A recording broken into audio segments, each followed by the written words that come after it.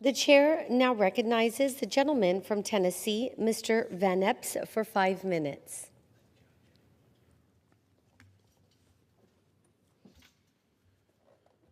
Thank you, Madam Speaker.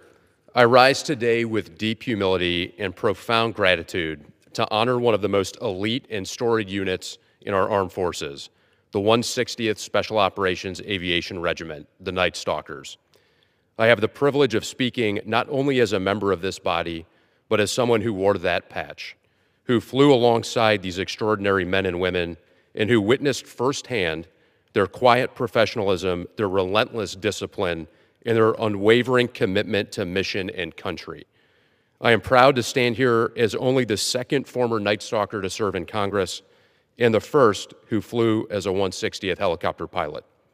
The Night Stalkers were born out of failure and forged into excellence.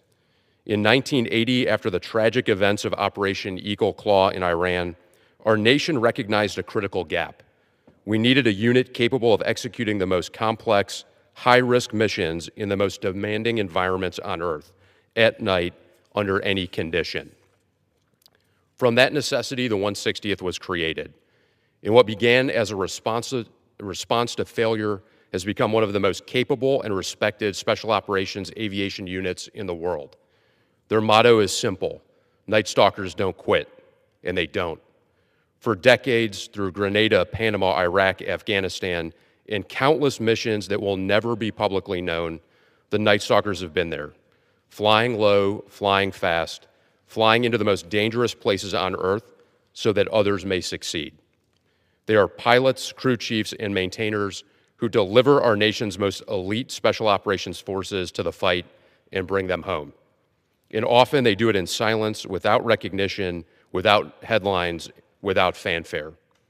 But make no mistake, the success of countless missions and the safety of countless Americans rests on their shoulders.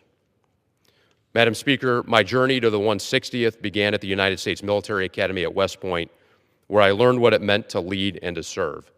I went on to fly Apache attack helicopters on my first combat deployment to Iraq, but it was my selection into the 160th Special Operations Aviation Regiment at Fort Campbell that defined the most challenging and most meaningful chapter of my military career. At Fort Campbell, I had the honor of serving alongside the very best.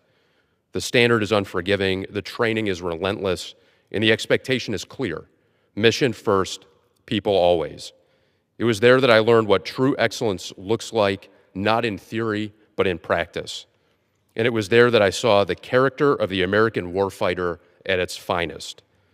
Madam Speaker, we cannot talk about the 160th without recognizing the community that supports it.